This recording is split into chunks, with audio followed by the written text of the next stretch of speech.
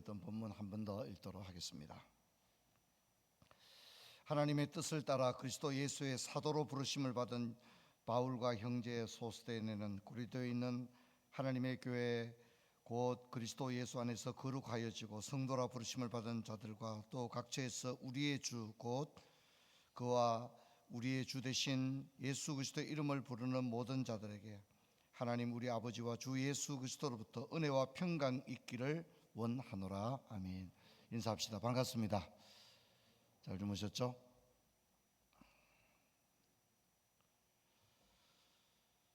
득세 2일차입니다. 성도님들 가정 가운데 40일 득세를 진행하는 가운데 여러분 가정, 자녀 또 우리 교회 가운데 기쁘고 감사한 일들이 많은 참 가슴 벅찬 봄이 되기를 주의 이름으로 축원합니다. 글라우디오와 갈리오의 시대는 복음의 문이 일시적으로 열렸습니다. 제가 특히 이 갈리오는 세네카의 동생이라고 그랬죠. 기억나시죠? 그런데 이 갈리오가요 몸이 안 좋았어요. 몸이 안 좋아서 고린도에 총독으로 와서 집권은 실제로 한 2년밖에 못했어요. 몸이 아팠기 때문에 그만두게 되는 거예요.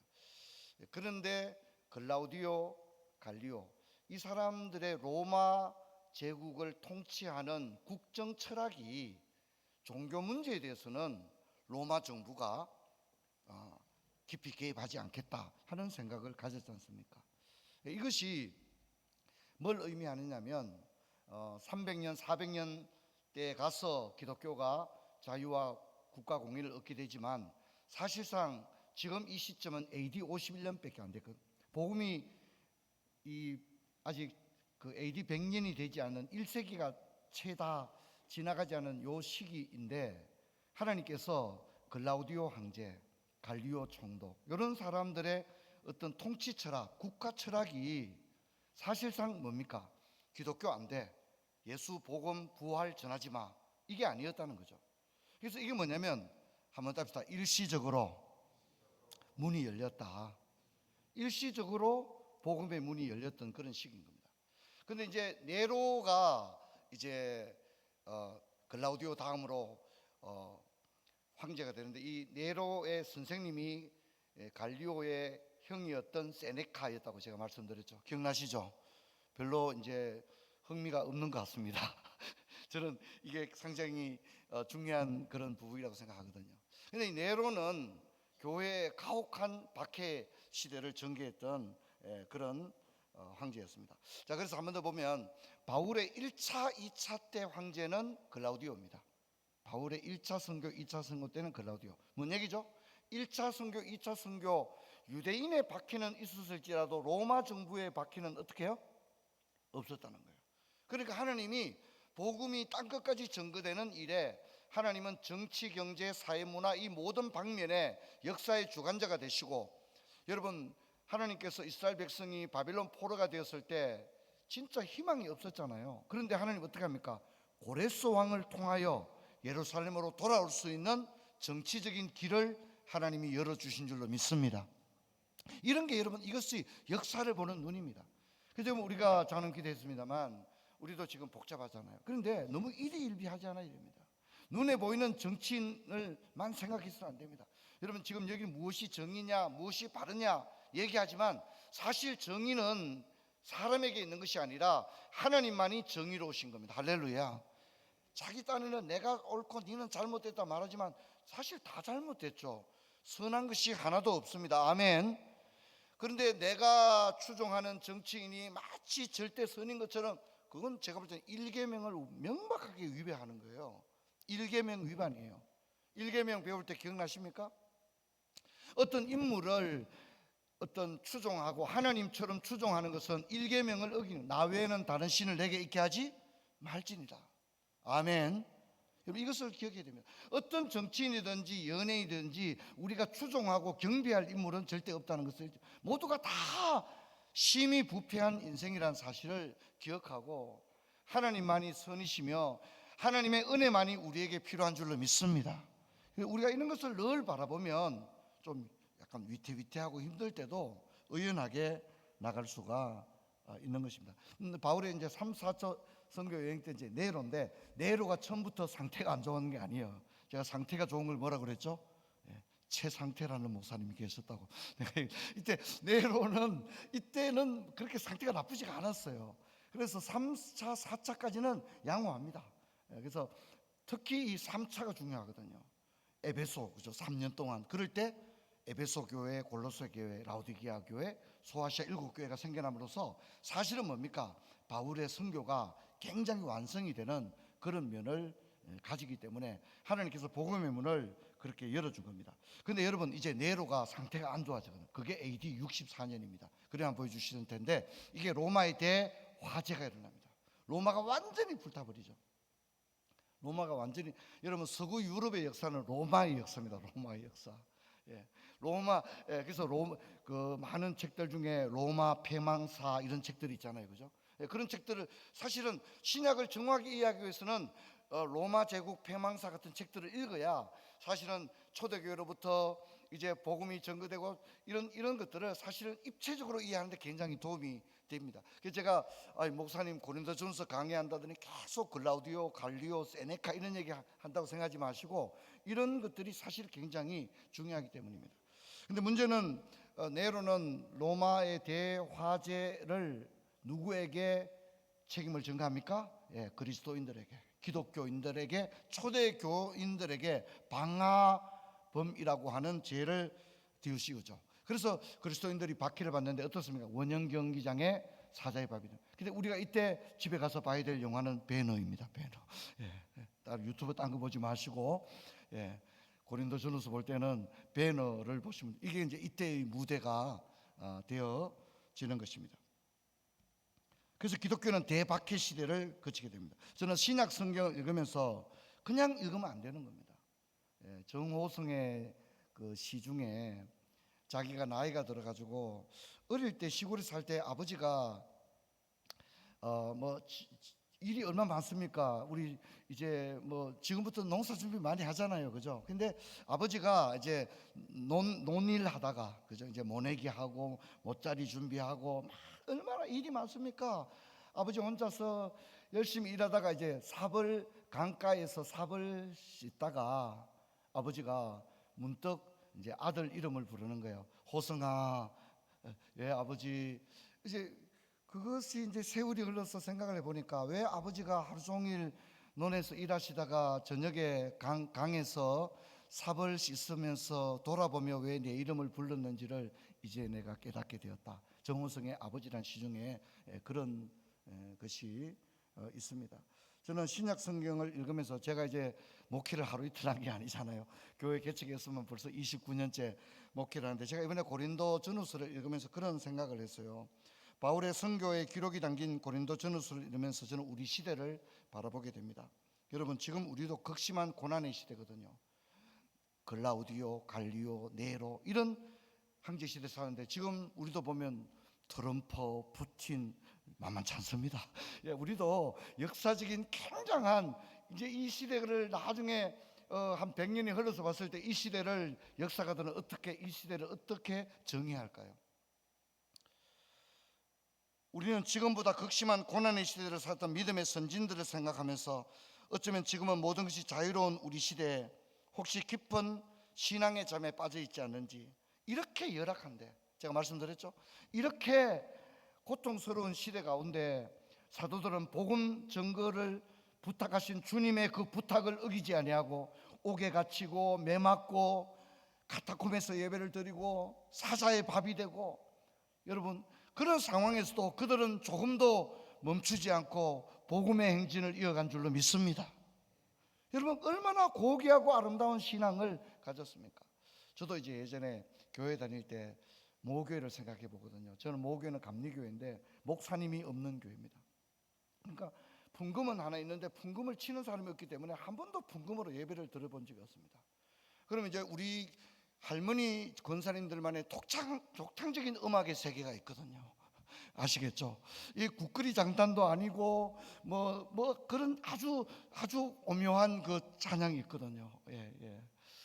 저는 피아노 반주로 찬양하는 거는 고등학생 때 대구 나와서 처음으로 피아노 반주에 찬양하는 거 처음으로 들어보게 돼요. 근데 우리 권사님들 어떻습니까? 부활절 되면 하얀 소복 입고, 그죠? 하얀 한복 입고 교회 오시고, 올 때 또 떡 좀 맞춰가지고 교회 오시고, 그렇죠? 신방 갈 때도 보면 또 막 농사 짓다가 목사님 따라 신방 갈 때는 또 그래도 권사님, 옛날 할매 권사님들이 또 집에 가방은 한 개씩 다 있었어요. 가방에 또 성경 넣어가지고 권사님들, 목사님 따라가는데 또 어떻습니까? 진짜 집에 있는 최대한 깨끗한 옷, 그렇잖아요. 근데 그 권사님들 제가 이렇게 생각해 보면 지금처럼 우리 권사님들처럼 세련된 권사님들은 아니었지만 제가 생각할 때는 기품이 있었다고 생각해요. 권사로서의 기품들이 다 있지 않았나, 제가 그런 생각들을 해보게 됩니다. 여러분, 오늘 우리가 신약 고린도전서 살펴보게 되는데 최악의 모습을 보여주는 교회가 고린도 교회입니다. 신약 성경에 등장하는 교회 가운데 최악의 교회입니다. 모든 문제를 다 가지고 있었죠. 모든 부정적인 요소를 다 가지고 있었죠. 모든 어떤 부분도 찾기 어려운 교회였죠. 그래서 사도의 눈에 눈물을 나게 했던 그런 교회입니다. 고린도 교회는요, 인간의 욕망이 가장 강렬하게 분출되었던 도시 가운데 세워진 그런 교회였고, 세속화의 바람이 예배당 안으로 그칠 것 없이 밀려 들어와서 방파제가 완전히 뚫려서 이 고린도의 인간에 분출되는 모든 욕망과 세속적인 냄새가 예배당 안으로 조금의 방패막도 없이 흘러 들어와 버렸던 그런 교회, 이것이 고린도 교회입니다. 그러니까 사도는 고린도 교회 이야기를 들으면서 잠을 자지를 못하고, 그러면서 써보낸 편지가 고린도전서입니다. 자, 고린도 사진 한번 볼까요? 이 고린도는 저 밑에 보면 마지막 밑에 있는 반도가 아가야입니다. 아가야. 그 아가야의 중심 도시가 고린도입니다. 그러니까 삼면이 바다로 둘러싸여 있는 무역항이었다. 고린도는 뭐라고요? 무역항이었다, 이렇게 생각합니다. 자, 그 다음 한번 그림을 한번 볼까요? 이게 이제 고린도의 가장 중심인 아크로폴리스입니다. 이게 이제 잘 안 보이시지만 그냥 원형 경기장도 보이죠. 그리고 저기 있는 건물들은 대부분 신전입니다. 신전. 아폴로 신전부터 시작해서 모든 로마 시대에 숭배했던 모든 신전들이 저기 다 있는데, 신전이 다 있다고 인기가 있었는 건 아니에요. 이 중에 고린도인들이 좋아했던 신전은 아프로디테 신전이었어요. 아프로디테 신전을 가장 좋아했어요. 저 신전 있다고 다 가는 게 아니고 그냥 있는 거고요. 고린도인들이 열정적으로 아꼈던 신전은 아프로디테 신전이었습니다. 그리고 이들은 또한 포세이돈이라고 하는 바다의 신을 섬겼습니다. 신이 많다고 다 섬긴 게 아니라 아프로디테와 포세이돈을 섬겼다. 그래서 제가 오늘 제목을 아프로디테와 포세이돈의 도시다, 이렇게 말씀했는데, 이제 이런 것은 여러분이 고린도서를 읽을 때 기억에 남으라고 제가 제목을 그렇게 지었습니다. 사실 이 고린도는요, 우리가 잘 알고 있는 고대의 일리아드 오디세이에 이미 등장하는 도시인데, 거기서 풍요로운 고린도로 소개되고요. 고린도는 로마의 지배 아래 있었고, 고린도는 퇴역 은퇴 군인들이 가장 많이 살았던 것으로 알려졌습니다. 그래서 이 고린도의 인구 구성 특징이 뭐냐면 로마 시민권을 가진 자유인들보다 노예의 수가 훨씬 많았던 도시였다는 겁니다.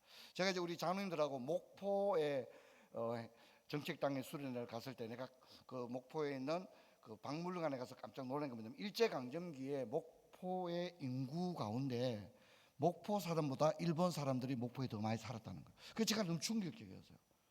일제강점기 이랬구나. 목포 사람보다 누가 더 많이 목포에 와서 살았다고요? 일본 사람들이 훨씬 더 목포에 더 많이 살았다는 거예요. 그래서 학교도 보면 조선 학교보다 일본 학교가 훨씬 더 많았다는 거예요. 그러면 그 목포도 항구잖아요. 목포의 조선인들은 뭐였냐? 조선인들은 100% 항만 노동자였다는 거예요. 일본 사람들이 그 우리 쌀을 공출하고 다 그렇게 하는데 거기 항만 노동자인데, 일본 사람들이 봉급을 제때 안 주니까 그때 조선인들이 일본 지주들에게 막 이렇게 데모도 하고, 그런 이야기들을 보면서 그냥 우리는 일제강점기 일본 사람들, 여러분 한번 생각해 보세요. 대구 사람보다 일본 사람이 더 많이 살아서 그러면 어떻게 했습니까? 우리가 숨이라도 쉴 수 있었겠습니까? 그런데 고린도의 상황이 뭐냐면 자유인들보다 어떻게 해요? 노예의 수가 훨씬 많은. 그래서 고린도 교회에 무슨 문제가 생깁니까? 신분 갈등의 문제가 생기죠. 돈 있는 자유자들끼리 모여가지고 아메리카노 마시고, 노예들은 커피 한 잔 마시고 싶은데 커피 없고, 그래가지고 막 불평이 생기고. 이게 고린도의 모습입니다.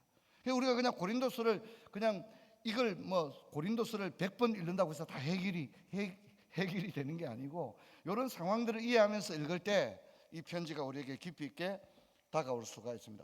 저는 그래서 이제 이 아크로폴리스 한 번 더 보여줄까, 이걸 생각하면서 이런 생각을 했어요. 저도 가보지도 않고 어떻게 얘기하겠나. 이 아크로폴리스는 제가 부산은 가봤으니까 고린도는 안 가봤지만 부산의 용두산 공원이라고 생각하면 됩니다. 용두산 공원 올라가면 밑에 다 내려다 보이잖아요. 근데 용두산 공원에 저런 게 다 있는 겁니다. 아프로디테부터 다 있는 겁니다. 언덕 위는 바람이 불고 시원하기 때문에 그런 것입니다. 여러분, 아프로디테 신전에는 1000여 명의 여사제들이 있었고, 저녁이 되면 도시로 내려와 성매매를 일삼았습니다. 또한 무역의 도시였기 때문에 이들은 바다의 신인 포세이돈을 섬겼습니다. 고린도는 분주한 항구였습니다. 항구의 일과가 끝나면 고린도의 거리는 쾌락의 밤길을 걷는 술꾼들로 넘쳐났습니다. 고린도는 로마의 가장 타락한 도시 중에 하나였고, 외국에서 수백 명의 상인과 선원들로 도시는 시끄럽습니다. 바울은 이곳에서 1년 6개월을 복음을 전했습니다. 결코 쉬운 선교지가 아니었다는 거예요. 강성사님이 우리가 선교사 파송을 했잖아요. 강성사님을 파송할 때 우리 성도 수가 50명이 채 안 됐습니다. 그럴 때 우리의 간절한 소원은 우리 교회도 선교사를 좀 보내고 싶다, 그런 생각을 가졌습니다. 강성사님을 파송할 때 2003년인가 그때 제 사례금이 50만 원 받았습니다. 그런데 강성사님 한 달에 300만 원 선교비를 책정하고 우리가 보냈습니다. 강성사님과 함께 제가 이제 선교지로 처음 갈 때 꾸이양에 갔죠. 꾸이양에 갈 때 제가 친정 어머니처럼 강성사님을 꾸이양까지 데려다 주려고 같이 갔습니다. 같이 가는데 이제 군명에서 꾸이양까지 가는데, 꾸이양 이름이 기양입니다. 기양. 우리 기양 간다 그러죠, 그죠? 진짜 외진 도시죠. 거기까지 갔던 그런 게. 근데 왜 그렇게 갔느냐? 그때 왜 그렇게 했느냐? 중국에 선교사 많았습니다. 근데 꾸이양에 아무도 안 간다는 거죠. 꾸이양 너무 외진 도시고 너무 멀고 선교할 수 있는 메리트가 없고 선교사 자녀 교육시키기도 안 좋고 아무도 꾸이양에 안 가는 겁니다. 북경, 상해 다 이런 데 가지 꾸이양에 안 가는 거예요. 그때 우리 강성교사님 우리 어디로 갈까 하다가 우리가 정한 게 꾸이양에 가자. 아무도 안 가려고 하는데 한번 가보자. 그렇게 해서 꾸이양에 갔습니다. 꾸이양에 갔다가 어떻게 됐습니까? 추방당했죠. 추방당해서 한국에 왔다가 북경에 갔다가 또 다시 이제 두 번째 선교지를 정해야 되는데, 두 번째 어디로 갔습니까? 중경에 갔죠. 중경. 근데 중경에 갈 때도 중경에 사람들이 안 가는 겁니다. 선교사들이 좀 중경에 좀 가면 좋을 텐데 아무도 중경에 안 갑니다. 여러분 중경 가보시면 알면 중경은 사람이 살 데가 못 됩니다. 그래서 중국의 3대 화로라는 말이 있거든요. 뜨거운 도시. 화로, 3대 화로 가운데 하나가 중경입니다. 제가 중경에 갔는데 강성 선생님 있는 중에 한 달 동안 해가 뜨지 않은 시간도 진짜 계속 연무의 도시가 둘러싸여 있는 거죠. 자, 어쨌든 고린도는 그런 도시였다는 겁니다. 사람들이 기피하는, 거기 가기 싫어하는 그런 곳이었습니다. 대구도 그렇습니다. 대구 목회자들 세계에 왜 대구에서 목회하십니까? 이렇게 얘기를 합니다. 별로 안 좋아하시네요. 대구에서 목회하고 계시냐고 손 한 번 더 잡아주고 그렇게 얘기를 합니다. 기피하고 싶은 도시 1년 6개월에서 바울은 복음을 전했습니다. 근데 여러분 저를 보세요. 이게 있잖아요. 역설적인. 사실은 바울은요 고린도에서 진짜 사도가 된 거예요. 그건 내가 내일 얘기할 겁니다. 이게 고린도 전후서는 진짜 결정적인 얘기거든요. 자기밖에 모르고 막 헤어스타일을 이렇게 했다가 막 이러던 처녀가 결혼해가지고 애 낳고 이제 막 진짜 엄마가 되잖아요, 그죠?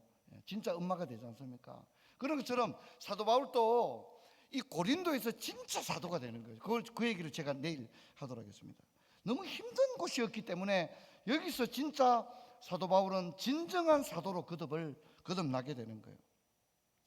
여러분, 사도는 너무 이곳에서 힘들었습니다. 사도행전 18장 9절로 11절을 보면 밤에 주께서 환상 가운데 바울에게 말씀하실 때 두려워하지 말며 침묵하지 말고 말하라. 내가 너와 함께 있으며 어떤 사람도 너를 대적하여 해롭게 할 자가 없느니 이는 이 성중에 내 백성이 많음이라. 성도 여러분, 지금 우리가 처한 상황은 진짜 제발 고린도만은 안 했으면 좋겠어. 나 고린도는 진짜 못하겠어. 사람들이 가기 싫어하는 회사. 뭐 교회도 어려운 교회가 있을 수 있잖아요. 교회 사역도 뭐 예를 들어서 뭐 유년부는 너무 힘들어. 뭐 예를 그런 게 있을 수 있잖아요. 뭐 반찬 나누면 얼마나 힘들어요. 근데 여러분, 내게 주어진 내 가정, 그리고 내 직장, 또 교회에서 내가 맡은 팀이나 부서나 사역이 고린도일 수 있어요. 진짜 좀 쉬워 보이는 것도 있는데 나는 너무너무 힘든 거예요. 그게 어렵게 느껴질 수가 있는 거예요. 그래서 여러분, 우리는 낙심하고 약하고 약심할 수 있습니다. 하지만 여러분, 눈에 보이는 것 때문에 낙심하지 않게 되기를 주의 이름으로 축원합니다. 우리 한번 답시다. 고난이 내게 유익이라. 할렐루야. 이 고난이 내 인생을 훨씬 더 유익하게 할 수 있다는 사실을 여러분이 잊지 말아야 돼요. 고린도 교회는 울퉁불퉁합니다. 진짜 아무 목사님이나 가서 목회할 수 있는 곳이 아니에요. 고린도는 사도 바울도 쩔쩔맸던 곳이 고린도예요. 그런데 여러분, 그 고린도를 통하여 사도는 진정한 사도로 거듭나게 되어지거든요. 우리도 마찬가지입니다. 여러분, 지금 직장 때려치고 싶어. 진짜 제발 직장 좀 옮기고 싶어. 사업도 이 사업만 원래 때려쳐야 되겠다. 여러분, 그럴 수 있어요. 하지만 눈에 보이는 것 때문에 그러지 마시기 바랍니다. 주님 왜 나를 여기 보내셨나? 주님 왜 나를 지금 이렇게 내 상황이 힘든데 있나? 제발 이거 좀 그만두고 싶은데. 근데 여러분, 거기서 결정적인 하나님의 역사가 일어날 수 있는 줄로 믿습니다. 할렐루야. 눈에 보이는 것 때문에 낙심하지 말고, 고난당하고 힘들고 어려울 때라도 지금 이 고난의 순간을 잘 견뎌내면 더 놀라운 하나님의 은혜의 세계가 있을 줄로 믿습니다. 할렐루야. 저는 이제 마음이 막 엄청 뜨고 가지고 얘기하는데 성도님들 지금 딱 끝낼 때 됐다 이렇게 막 생각하시는 것 같은데, 할렐루야. 자, 얼굴 좀 펴시고요. 할렐루야. 예, 우리 몇 명 안 나왔지만 몇 명 나온 사람한테 은혜 받고 가야 됩니다. 할렐루야. 여러분 생각하십시오. 어떤 분들 중에는 진짜 기분 좋게 오늘 출근하는 사람도 있지만 어떤 분들 중에는 진짜 로마 노예가 끌려가듯이 내가 이 직장 진짜 언제까지 다녀야 되나, 진짜 그런 분도 있을 거예요. 그러나 그러지 마십시오. 주님이 거기에 여러분을 불러 세워 놓았다면 뜻이 있을 줄로 믿습니다. 우리 찬양하고 기도하고 돌아가